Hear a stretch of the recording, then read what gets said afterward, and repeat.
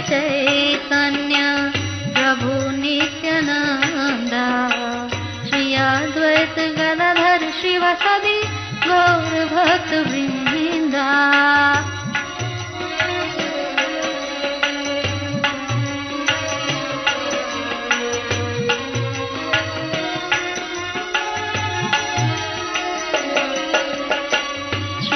कृष्ण चैतन्य प्रभु नित्यानंद श्री अद्वैत गदाधर शिवासादि गौर भक्त वृंदा।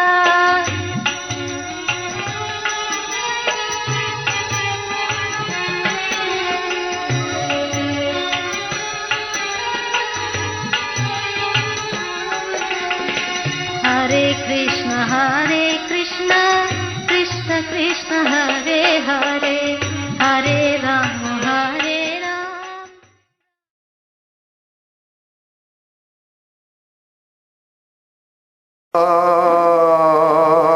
प्रसादान्न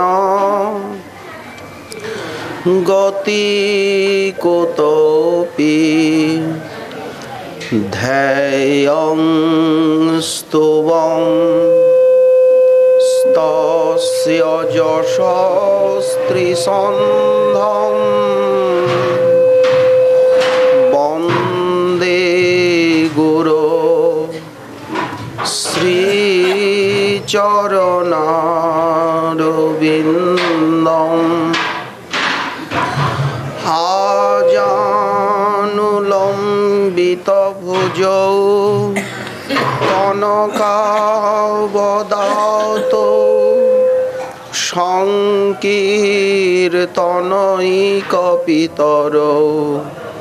কমলায়তাক্ষৌ বিশ্বম্ভরৌ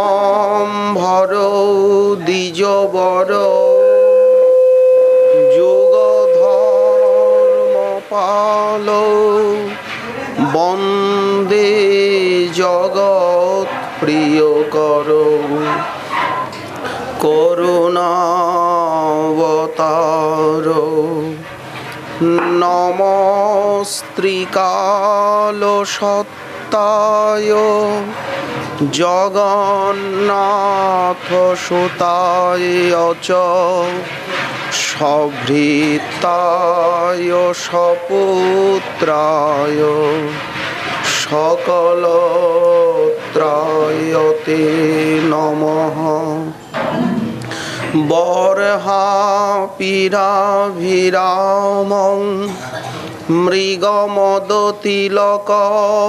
কুণ্ডলাক্রান্তগণ্ডম কঞ্জাক্ষং কম্বুকণ্ঠম স্মিতশুভগমুখম স্বাধরেণস্তবেনুম শ্যামং শান্তং ত্রিভঙ্গং রবিকরবসনম ভূষিতং বৈজয়ন্তা বন্দে বৃন্দাবনস্থং যুবতী শতবৃতং ব্রহ্মগোপালবেশম তপ্ত কাঞ্চন গৌরাঙ্গী রাধে বৃন্দাবনেশ্বরী বৃষভানুসুতে দেবী ত্বাং নমামি হরিপ্রিয়ে। মূকং করোতি বাচালম পঙ্গুং লঙ্ঘয়তে গিরিম যৎকৃপাতমহং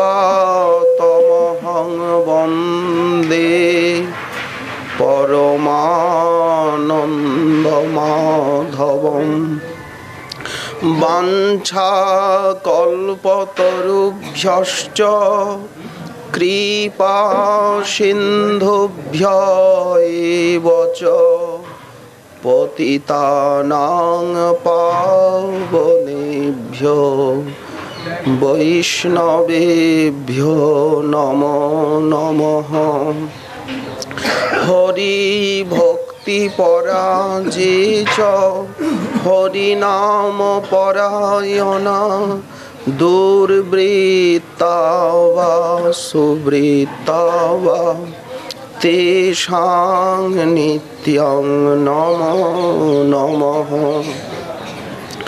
নমো ধর্মায় মহতে নমো কৃষ্ণায় বেধসে ব্রাহ্মণেভ্যো নমস্কৃত্য ধর্মাन् বক্ষ্যে সনাতনাन् নারায়ণং নমস্কৃত্য নরং চৈব নরোত্তমং দেবীং সরস্বতীং ব্যাসং ততো জয়মুদীরয়ে। জয় রূপ সনাতন ভট্ট রঘুনাথ শ্রীজীব গোপাল ভট্ট দাস রঘুনাথ। এই ছয় গোসাইর করি চরণ বন্দন, যাহা হইতে বিঘ্ন নাশ অভীষ্ট পূরণ। দুর্গমে পথিমেন্ধস্য স্খলৎপাদগতির্মোহ সকৃপা যষ্ঠিদানেন।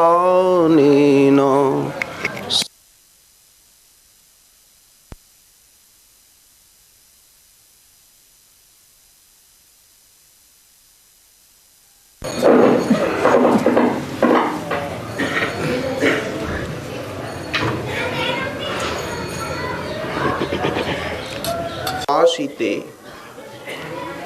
পক্ষে অপক্ষে পরহিতে হিত সময়ে গুণগণা রোহিণীং রোহিণীং সরতি সুধা করে যোগে। কলিযুগ পাবনাবতার প্রেম পুরুষোত্তম শ্রী শ্রী গৌরাঙ্গ মহাপ্রভুর পরম অন্তরঙ্গ প্রিয় পার্ষদ বর্জ মহাকবি শ্রীল কর্ণপুর গোস্বামী চরণ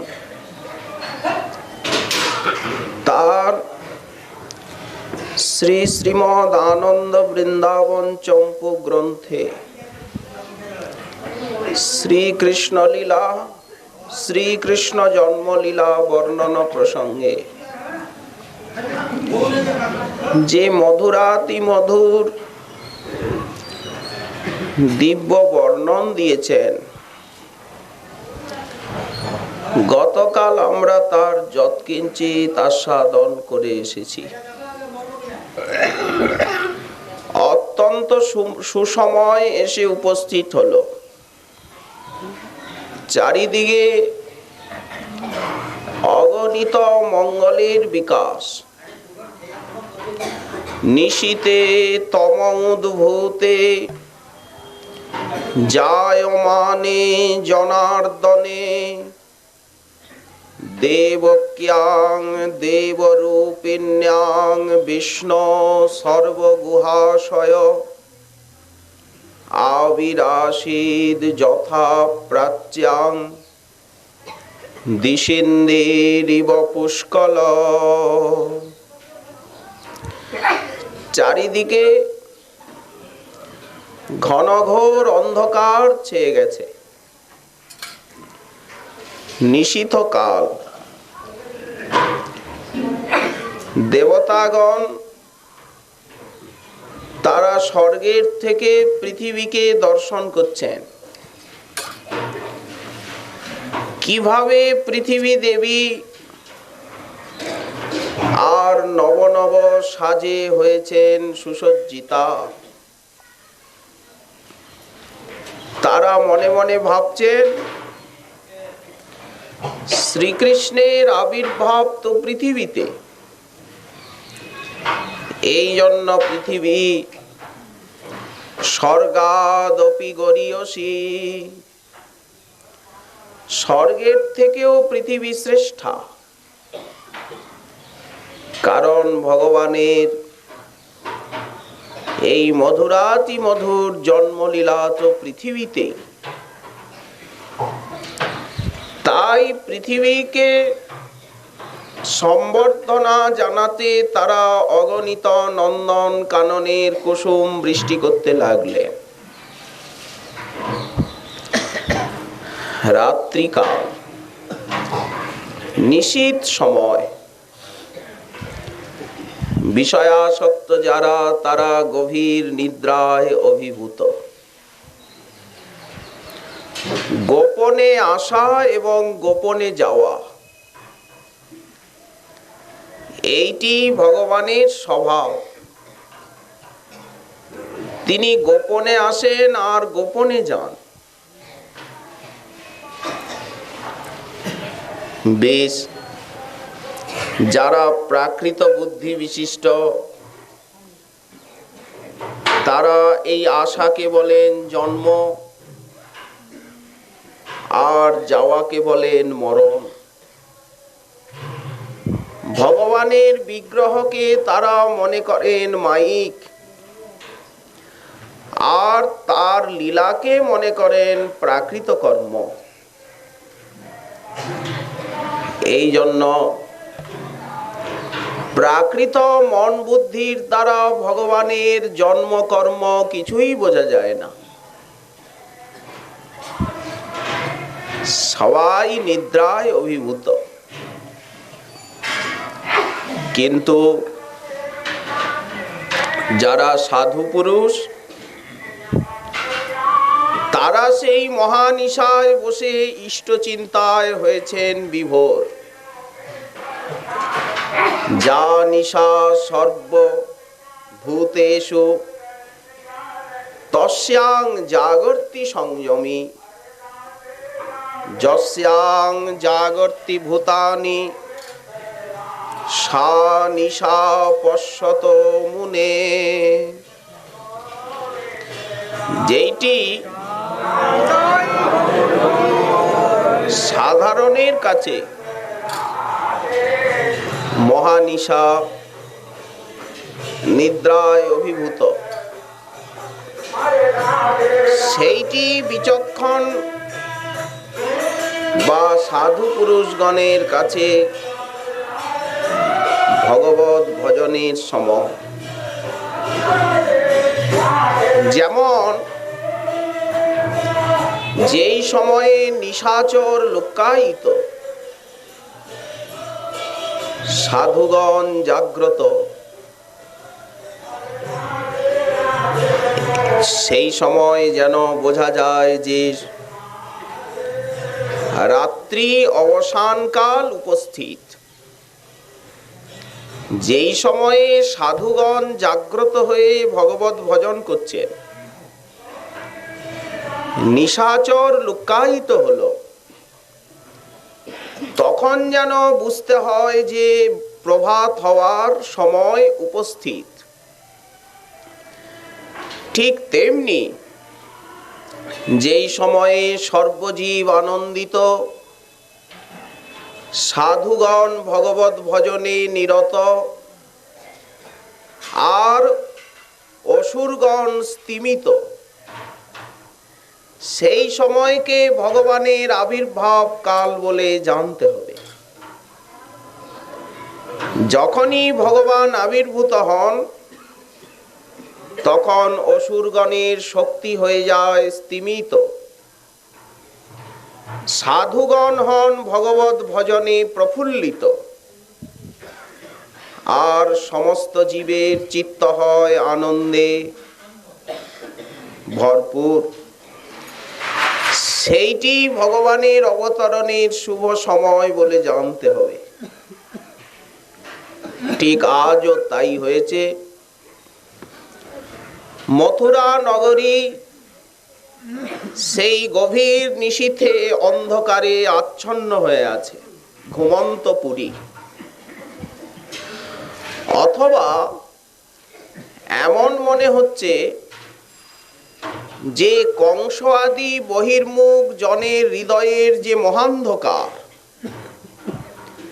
সেই মহান্ধকারই যেন মথুরা নগরীকে ঢেকে রেখেছে।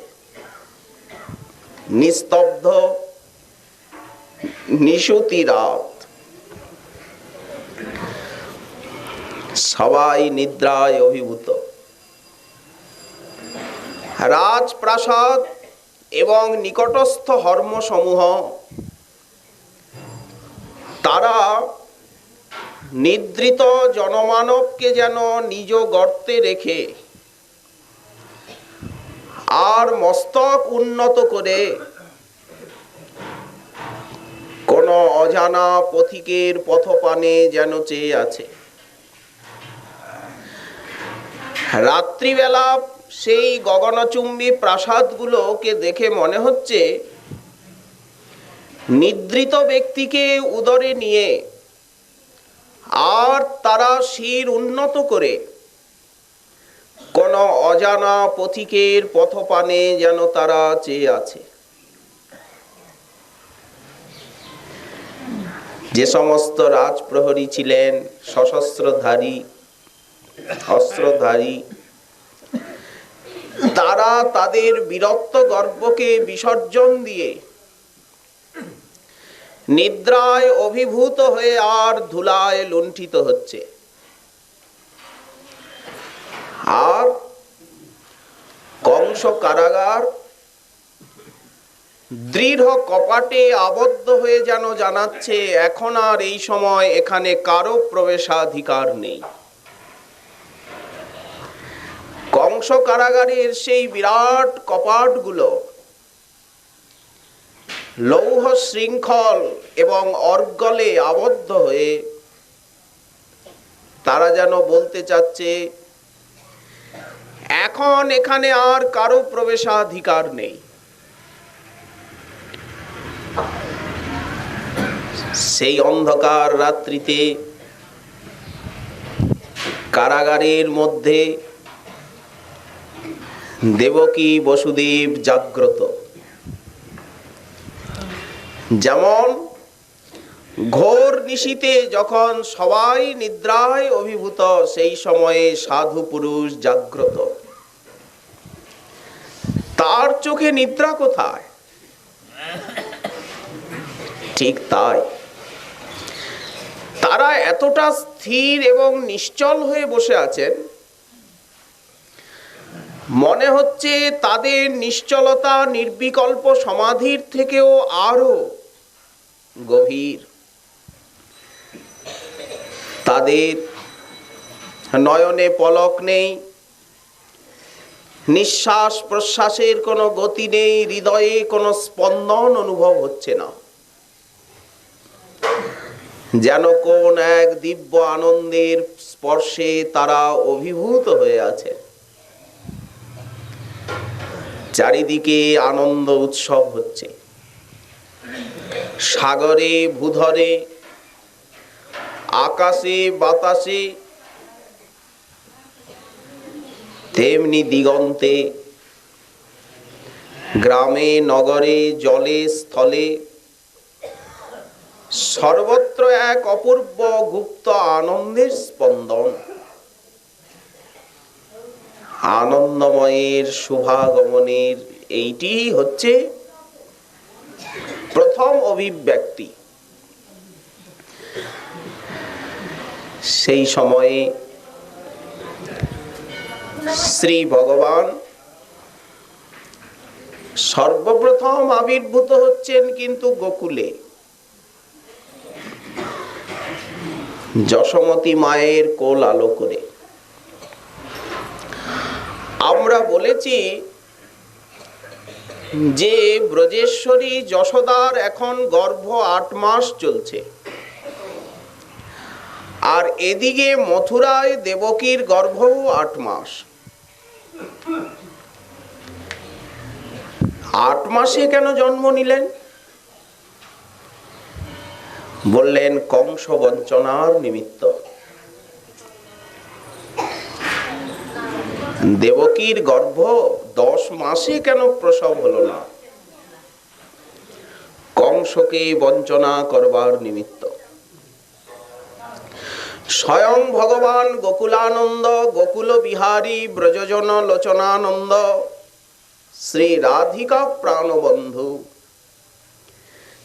তিনি মা যশোমতীর কোল আলো করে সেই নিশীথ কালেই আবির্ভূত হলেন নন্দভবনে। নিশীতে তমোদ্ভূতে জায়মানে জনার্দনে। বলদেব বিদ্যাভূষণ পাদ তার সিদ্ধান্ত রত্নে এই শ্লোকটিকে নিয়ে ব্যাখ্যা করেছেন। ভগবানের একটি নাম জনার্দন, অর্ধ ধাতু, গতি অর্থে এবং প্রার্থনা অর্থে। জনগণের কামনাকে তিনি পূর্ণ করেন বলে তার একটি নাম জনার্দন। কোন জনগণের কামনা? ভক্তগণের আকাঙ্ক্ষাকে পূর্ণ করেন। ভক্তের ইচ্ছায় কৃষ্ণের সর্ব অবতার। তাই ব্রহ্মাদি দেবতাগণ সতত প্রকট লীলা দর্শনের জন্য প্রভুর চরণে করেন আবেদন। ব্রহ্মা মনে করেন, যদি একবার প্রভু আমার এই সৃষ্ট বিশ্বে পদার্পণ করেন তাহলে আমার সৃষ্টি ধন্য।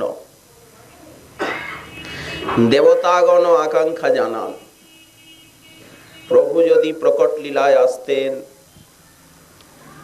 আমরা তার দর্শন এবং সেবানন্দ পেয়ে ধন্য হতাম।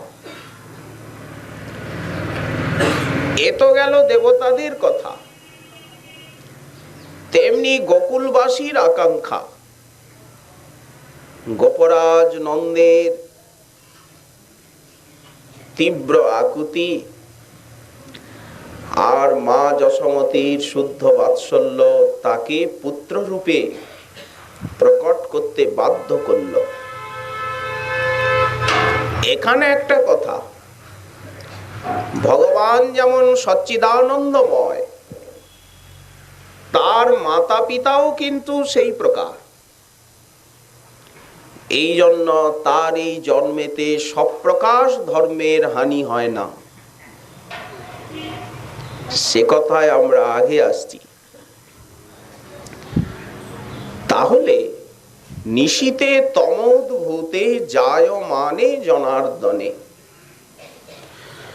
যখন জনার্দন তিনি গোকুলে আবির্ভূত হলেন, ঠিক সেই সময়েতেই দেবক্যাং দেবরূপিণ্যাং বিষ্ণু সর্বগুহাশয়। মথুরায় কংস কারাগারে যে দেবরূপিণী দেবকী, দেবরূপিণী বললেন সচ্চিদানন্দ স্বরূপিণী যে দেবকী। ভগবানের মাতা পিতাও তো প্রাকৃত নয়। এই জন্য ভগবান যেমন দেবরূপ, মাতা দেবকী তিনিও দেবরূপিণী। দেবকী বসুদেবের শরীর পঞ্চভূতের নয়। কি করে সম্ভব? সাধন ভজন করে কোন জীব যখন প্রেম পান, তখন সেই প্রেমিকের দেহটাই তো বলা হয়েছে অপ্রাকৃত চিন্ময়। এমনকি যখন কেউ দীক্ষা গ্রহণ করছেন, আত্মনিবেদন করলেন, সেই দিন থেকে তার দেহ মন প্রাণ সচ্চিদানন্দময় হতে প্রারম্ভ করল। চিদানন্দময় দেহে ভক্ত কৃষ্ণের চরণ ভজয়। তাহলে ভগবানের যারা মাতা পিতা, তাদের দেহ কি প্রাকৃত হতে পারে? এই জন্যই বলা হলো দেবরূপিণ্যাং দেবক্যাম। সেই সময় মথুরাতেও দেবকী নন্দন প্রকাশিত হলেন, বাসুদেব কৃষ্ণ, কংস কারাগার আলোকিত করে। একই সময়ে দুই স্থানে আবির্ভাব। কেন না, তাদের পূর্ব জন্মের যে তপস্য সৌভাগ্য এবং তাদের যে ঐশ্বর্য মিশ্র বাৎসল্য ভাব, তদ অনুরূপ ফলও তো দিতে হবে। আর এখানে শুদ্ধ বাৎসল্য। এই জন্য আমরা দেখতে পাই যে দেবকী বসুদেবের অন্তরে কখনো কখনো এই ভাবনা আসে যে শ্রীকৃষ্ণ ভগবান। তখন স্তুতি করেন, আর সেই ভাবটা আবার মিলিয়ে যায় বাৎসল্য ভাবে। তখন লালন পালন আদর করেন। দুটিই আছে, ঐশ্বর্য ভাবও আছে আর বাৎসল্য ভাবও আছে। কিন্তু নন্দ যশোমতীতে শুদ্ধ বাৎসল্য। স্বপ্নেও তাদের এই ভাব আসে না যে শ্রীকৃষ্ণ ভগবান, কেউ বললেও না, দেখলেও না। কারণ ঐশ্বর্য দেখিলেও না মানে ইহা কেবল আর রীতি। দুই স্থানেই আবির্ভূত হলেন শ্রীকৃষ্ণ, এইটি নিগুড়। গোস্বামী পাদ বললেন, দেখুন এই যে দেবকী এই নামটি যশোদারও। যশোদার দুটি নাম, একটি দেবকী একটি যশোদা। এই নাম সাম্যে দেবকীর সঙ্গে তার সখিত্ব। আর বসুদেব মহাশয় গোপরাজ নন্দ, তারা তো ভাই ভাই বটেই, বংশ তো একটাই। বেশ কথা। ভবিষ্য পুরাণে জানা যায় যে কংস যখন কাল নেমেছিল, মহাদেবের আরাধনা করলেন।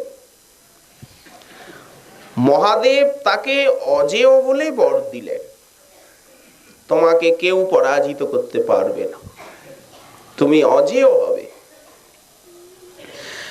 অত্যাচার করতে লাগলো সাধুগণের উপরে। সবাই শরণ নিলেন ব্রহ্মার কাছে। ব্রহ্মা সকলকে নিয়ে আর ক্ষীরোদ সাগরের তীরে গেলেন। তখন ক্ষীরোদকশায়ী মহাবিষ্ণু বললেন যে আমি উপায় করব, আমি এর ভাগিনেয় হয়ে জন্ম নেব। এ হবে আমার মাতুল, আর আমি ভাগিনেয় হয়ে জন্ম নিয়ে একে বিনাশ করব। ভবিষ্য পুরাণের কথা, সেই বচনটাও তো সত্য করতে হবে। আসলে এক এক কল্পে এক এক রকম লীলা হয়ে থাকে। এই জন্য হয়তো পুরাণে একটু বিভিন্নতা দেখা যায়। তখন মহাদেব পার্বতীকে আদেশ করলেন, দেবী তুমি কংসকে বঞ্চনা করবার জন্য যাও, যশোদার কন্যা হয়ে জন্ম নাও। সেই মায়া পার্বতী, তিনি যশোদার কন্যা রূপে জন্ম নিলেন কংসকে বঞ্চনা করবার জন্য। এই জন্য কৃষ্ণ জামালে আছে, নন্দপত্নী যশোদা চ মিথুনং সমপদ্যত। যশোদা একটি পুত্র এবং একটি কন্যা জন্ম দিয়েছিলেন। ওই কন্যাটি হচ্ছেন মহামায়া পার্বতী। আচ্ছা, তাহলে যশোদা দেবীর যে চিন্ময় গর্ভ, সেই গর্ভে মায়া দেবী কি করে জন্ম নিলেন পার্বতী? যদি এই রকম প্রশ্ন আসে, তিনিও তো শক্তি গোবিন্দের, সত্যি কিনা? তাছাড়া প্রকট লীলায় একটু প্রাকৃত অপ্রাকৃত সংমিশ্রণ থাকে, তা না হলে প্রকট লীলার মাধুর্যটা রক্ষিত হয় না। দেবকী দেবীর গর্ভ তো অপ্রাকৃত, তাহলে দেবকী দেবীর গর্ভে কি করে প্রাকৃত 6টি শিশু জন্ম নিল? কংস যাদেরকে বিনাশ করলেন, হত্যা করলেন, তারা মরীচির পুত্র। ব্রহ্মার সেই আচরণ দেখে হেসেছিল। চৈতন্য ভাগবতে এদের কথা আছে।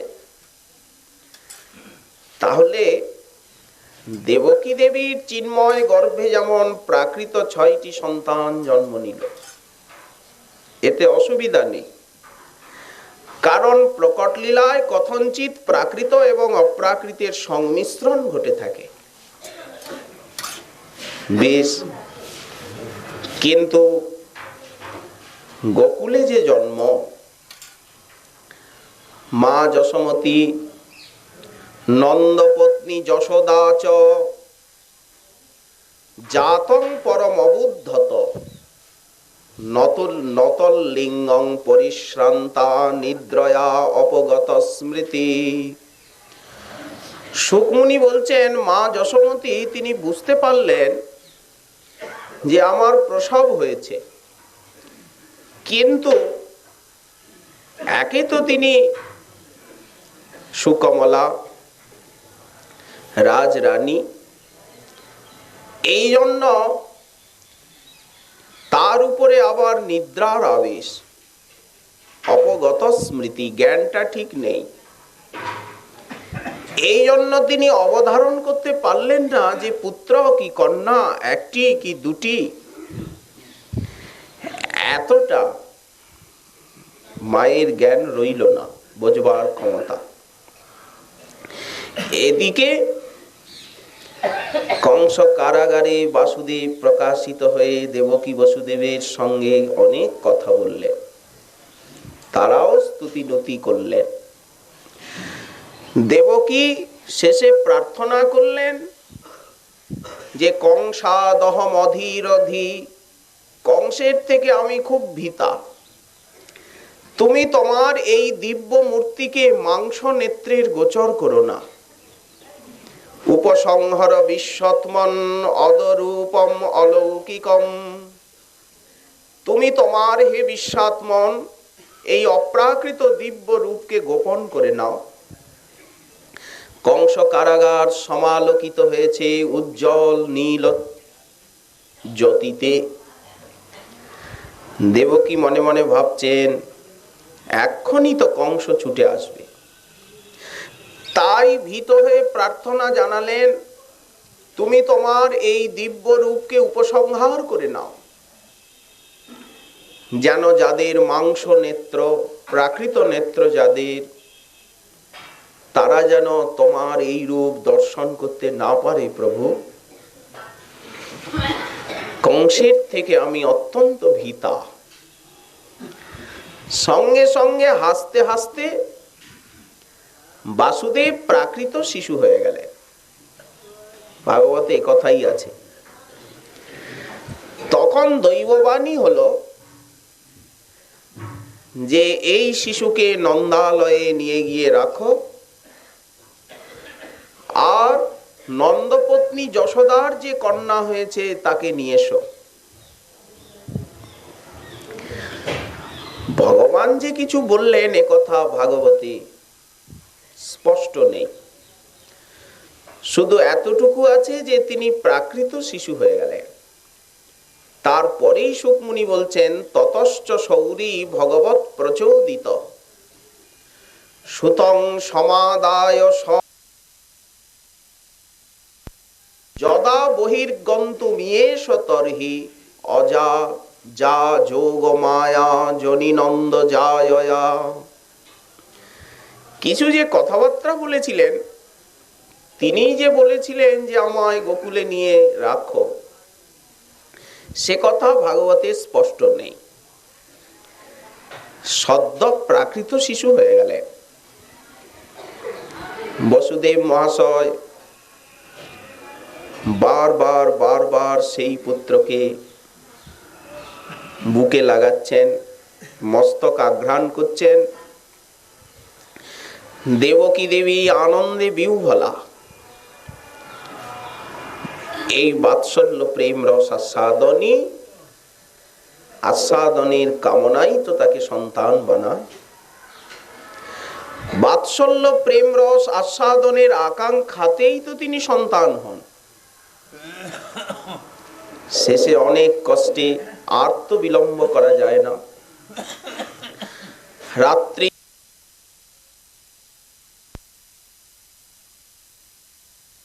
ফেলে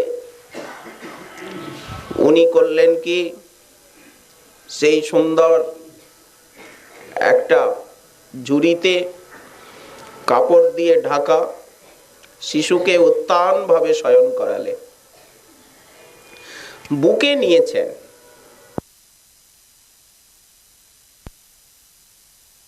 সঙ্গে সঙ্গে কি হলো,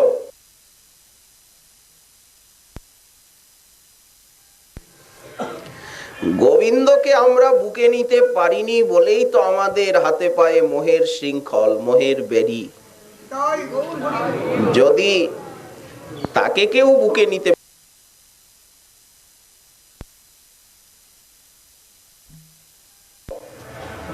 চুপচাপ হচ্ছে,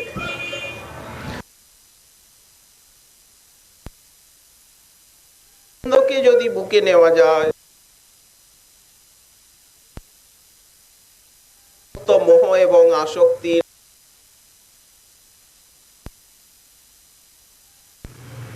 বেশ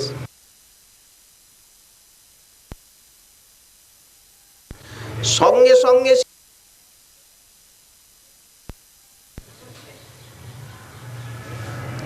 ঠিক উনি যেই উঠেছেন না নিতে যাবেন,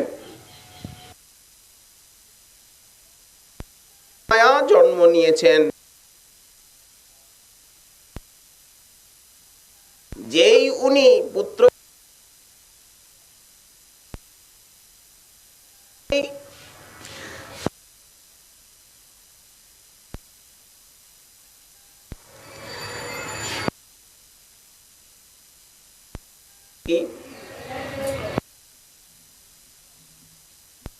অভিভূত করে দিলেন।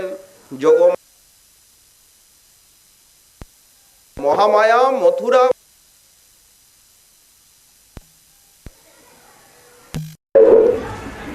গোকুলবাসীকে নিদ্রায় অভিভূত করছে যোগমায়া,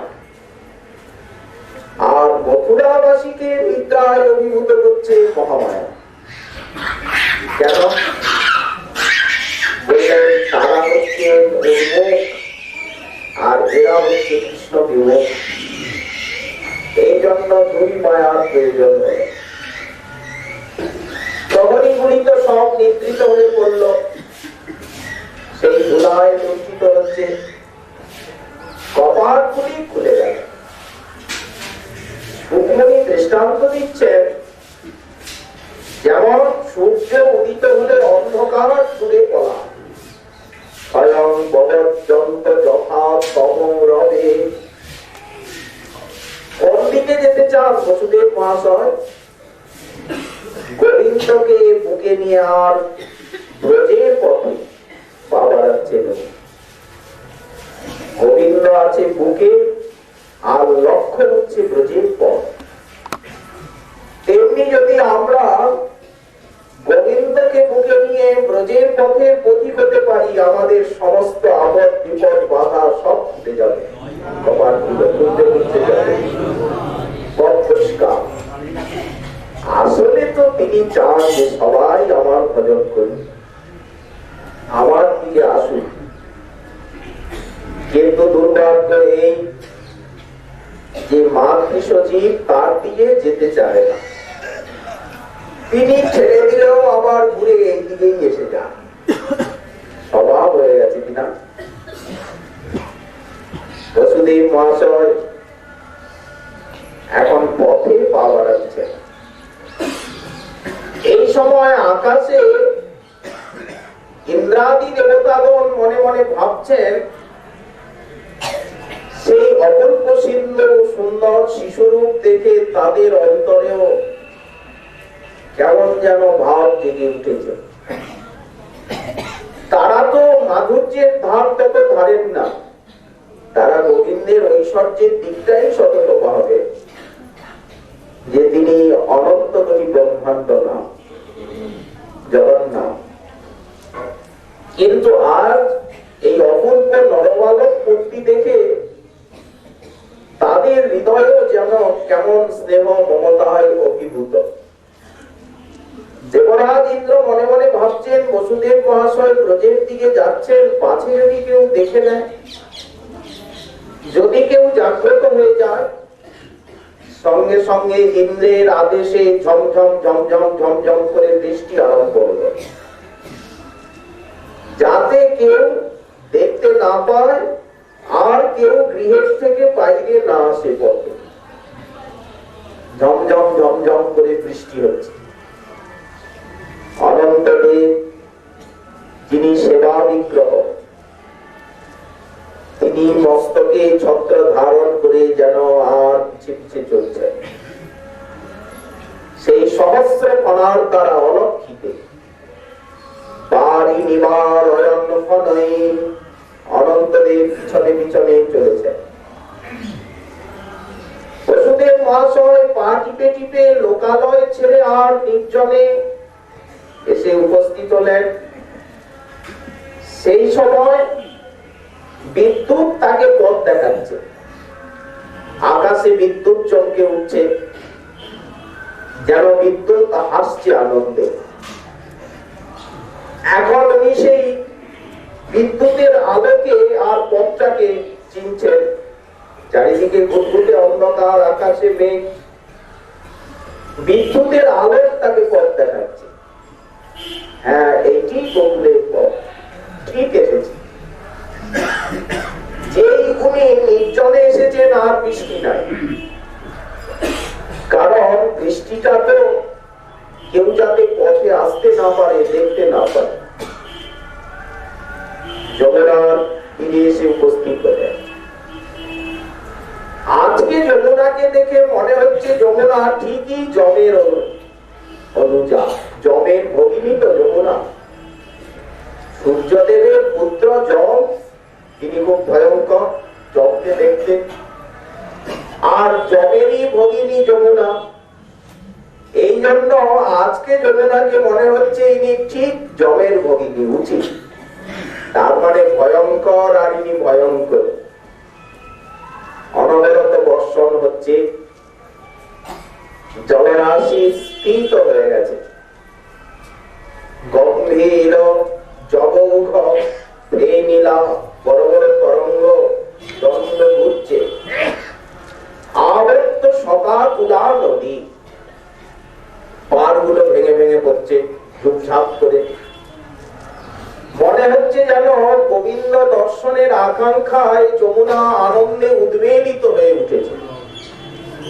আর যমুনা মনে মনে ভাবছেন, যাতে বসুদেব মহাশয় অতি শীঘ্র আমার কাছে আসেন, তাই পাড় ভেঙে ভেঙে এগিয়ে যাচ্ছে, তাড়াতাড়ি আমার কাছে আসবে। তরঙ্গ রূপী বাহু তুলে ছলাৎ ছলাৎ করে বসুদেব মহাশয়ের চরণকে ধৌত করে দিচ্ছে। তরঙ্গগুলো এসে পড়ছে। এখন বসুদেব মহাশয় মনে মনে ভাবছেন, কি করে আমি যমুনা পার হব? এ তো ভয়ঙ্করী যমুনা, অগাধ জল, যেমন ঢেউ আর যেমন ঘূর্ণি। কিন্তু যদি আমি পিছনের দিকে যাই, তাহলে এর থেকে ভয়ঙ্কর হিংস্র প্রকৃতির কংস যে মেরে ফেলবে। এখন করি কি? মনে মনে ভাবছে, আগরটি এতটুকুই আছে, যেমন সীতাপতি রামচন্দ্রকে সমুদ্র পথ দিয়েছিল। উনি তো সমুদ্রের তীরে বসে উপোস করলে, যে কৃপা করে তুমি একটা উপায় বলে দাও। যখন সিন্ধু দর্শন দিলেন না, তখন ক্রুদ্ধ হয়ে রামচন্দ্র অগ্নিবাণ যোজনা করলেন গরুতে। আগুন জ্বলে উঠল সিন্ধু গর্তে। তখন সমুদ্র প্রকটিত হয়ে দর্শন দিলেন, প্রভু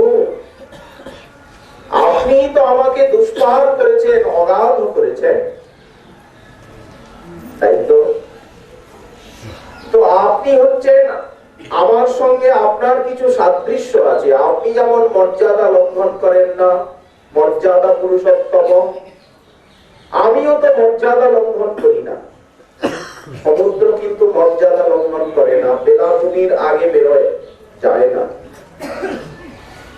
অতীত প্রভু এক কাজ করুন, আপনার এই বানর সেনার ভিতরে নল নীল বলে দুই গোপী আছে, ওদের উপরে ঋষির অভিশাপ আছে।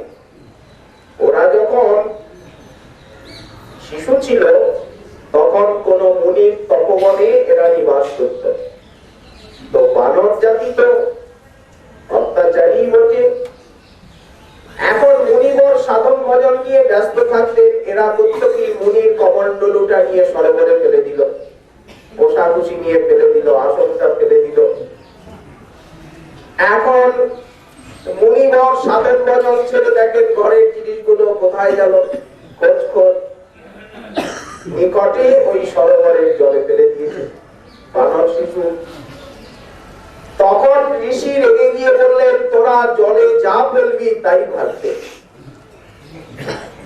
এখন এই ঘটনা তো ওরাও জানে না, সে তো শিশুকালের ঘটনা, নল নীলেরও জানা নেই। বিশ্বকর্মার পুত্র সমুদ্র বলে দিলেন। ওই যে ঋষি অভিশাপ দিয়েছেন ওটা আশীর্বাদ বলা যেতে পারে, এরা যা ছবে সমুদ্রে তাই ভাসবে। প্রভু এদের দ্বারা সেতু নির্মাণ করুন, আমি করব কি, অলক্ষ্যে সেতুকে ধরে রাখবো। সিন্ধু বললেন, সমুদ্রের উপরে তো সেতু হয় না, স্রোতে ভেসে যাবে। বললেন, আমি কিন্তু অলক্ষ্যে সেতুকে ধরে রাখবো। এইভাবে সীতাপতি রামচন্দ্রকে সমুদ্র পথ করে দিলেন। ঠিক ভবিষ্য পুরাণে আছে, ভাগবতে নাই, যে বসুদেব মহাশয় তিনি ভাবছেন নেমে তো দেখি। এখন নেমেছেন, নামতে নামতে দেখছেন যে জলটা তো বাড়ছে, জল বাড়ছে। যমুনার আকাঙ্ক্ষা গোবিন্দের চরণ ধৌত করব, একবার গোবিন্দকে তোলে নেব। জল আরো বাড়ছে, উনি তো বুকে করে নিয়েছিলেন, কাঁধে নিলেন। এখন জল আরো বাড়ে, তখন মস্তকে নিলেন, যমুনার জল আরো বাড়ছে। গোবিন্দ চরণার বৃন্দ দগ্ধ করে দিলেন যমুনা। ভবিষ্য পুরাণ বলেন এর মধ্যে ঠাকুর নাকি একবার জলের ভিতরে লোটপাট করেও ওঠে। তার মানে ওই যে চুরি ছিল না, যে বাস্কেটটায় নিয়ে যাচ্ছিলেন, পড়ে গেল তার থেকে, ছোট হয়ে গেল। এখন যমুনা নিজ তরঙ্গে ঠাকুরকে একবার বেশ স্নান করিয়ে আবার ফিরিয়ে দিলেন। আমরা বলেছি ভাগবতে এই কথা নেই। এখন বসুদেব মহাশয় দেখছেন যে সামনে তো অগাধ জল, উনি পেছচ্ছেন। এখন পেছবেন, পেছনে দেখছেন আরো বেশি জল। এমন একটা জায়গায় উনি আটকে গেছেন, সামনেও জল আর পেছনেও বেশি জল। সেই সময় পার্বতী দেবী, ওই যে যিনি যশোদার কন্যা রূপে জন্ম নিয়েছেন মহামায়া, তিনি একটা শিয়ালির রূপ ধারণ করে আর যাচ্ছে, যুগজাপ করতে করতে। আসলে শিয়ালি নয়, মায়া। বসুদেব মহাশয় মনে মনে ভাবছেন তাহলে ওরা নিশ্চয়ই জানে পথ, এখানে হয়তো জল কম, শিয়ালিটা আগে আগে যাচ্ছে। আমরা বলেছি এসব কথা ভাগবতী নেই। বসুদেব মহাশয় এরপরে আগাচ্ছেন, যত আগাচ্ছেন দেখছেন জলটা কমছে।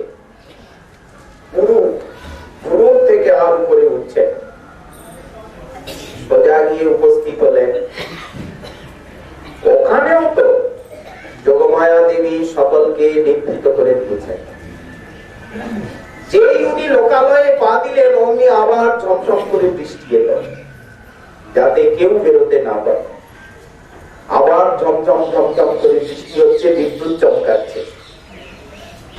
বসুদেব মহাশয় সেই বিদ্যুতের আলোতে ঠাউর করে আর চলছে। নন্দ ভবনের দ্বারে গিয়ে উপস্থিত হলেন, কপাটগুলো তেমনি খুলে গেল। সোজা চলে গেলেন যশোমতীর সেই সতিকার গৃহে।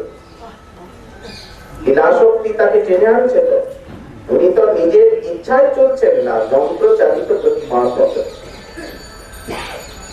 যশোমতীর শয্যায় গিয়ে দেখছেন চম্পক বরণী এক দিব্য কন্যা, হাসি মাখা মুখ, তার অঙ্গচ্ছটায় সূতিকার গৃহ আলোকিত হয়ে আছে। আর যশোমতী তিনি অভয় ঘুমোচ্ছেন। কন্যার এত দিব্য রূপ, ওই যে যোগ মায়া মহামায়া জন্ম নিয়েছেন।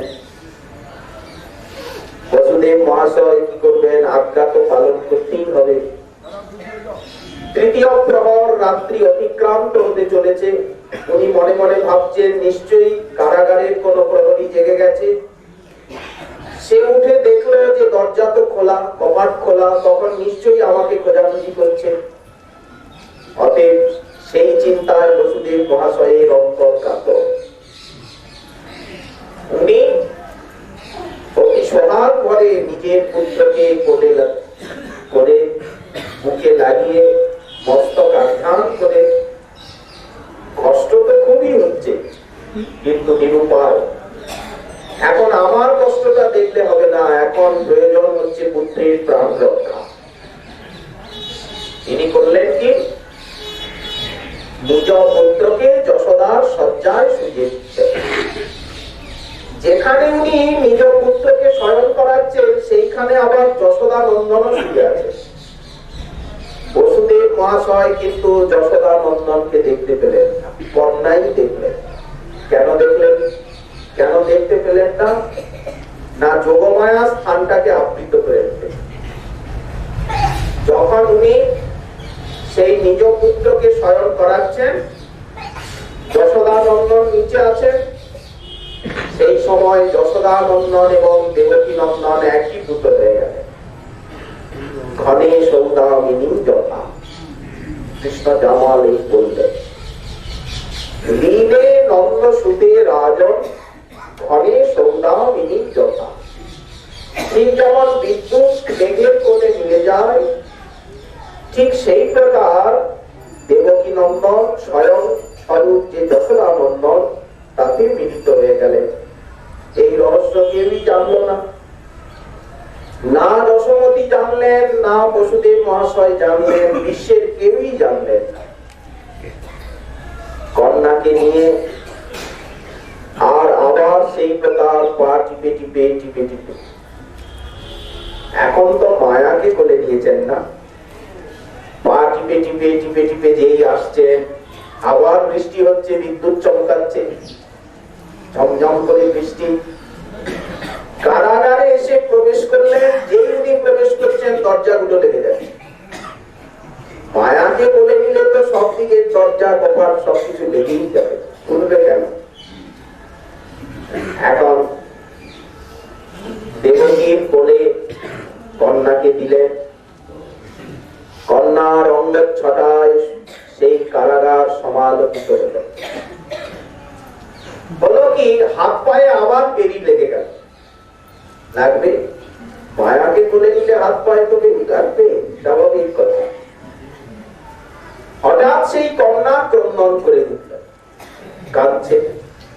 এইবার ওদের ঘুম ভাঙলো। ভাই, আমরা নিদ্রায় অভিভূত হয়ে পড়েছিলাম, মহারাজ যদি জানে তাহলে তো শাস্তি দেবে।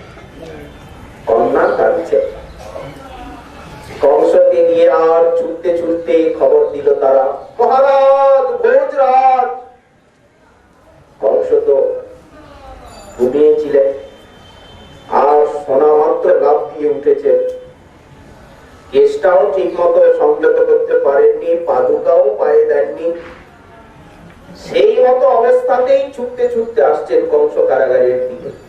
সেই ঘুমে চলে পড়ে যাচ্ছে রসখলন মুক্ত মূর্ধজ। বেশ, তাহলে আমরা জানতে পারলাম যে স্বয়ং ভগবান শ্রীকৃষ্ণ তিনি যশোদানন্দন, তিনি দেবকী নন্দন নন। তার জন্ম মথুরায় কংস কারাগারে হয়নি, তার জন্ম গোকুলে মা যশোমতী কোল আলো করেই হয়েছে। আচ্ছা, যদি এই ঘটনা সত্য হয় তাহলে সুকমুনি ভাগবতে পরিষ্কার করে কেন বললেন না? তার কারণ আছে। ভাগবত বলছেন সুকমুনি যাকে লক্ষ্য করে সেই মহারাজ পরীক্ষিত, তার সম্বন্ধটা কিন্তু দ্বারকানাথের সঙ্গে। এই জন্য ওনার অভিমান কেন? দেখুন, কুন্তি দেবী তিনি মহারাজ পাণ্ডু ভার্যা মহিষী, আর কুন্তি দেবী হচ্ছেন কুন্তি ভোজ রাজার কন্যা, যদুবংশের কন্যা, উনি বসুদেব মহাশয়ের বোন। সেই সম্বন্ধটা নিয়ে তো মহারাজ পরীক্ষিত তিনি গৌরব অনুভব করেন, সেই সম্বন্ধেই তো তিনি তার শ্রদ্ধা ভক্তি পাণ্ডবনা। এখন যদি সুকমুনি এইসব কথা সেখানে খুলে বলেন, তাহলে মহারাজ পরীক্ষিতের যে নিষ্ঠাটা, যে অভিমান, সেই অভিমানে হয়তো আঘাত লাগতে পারে।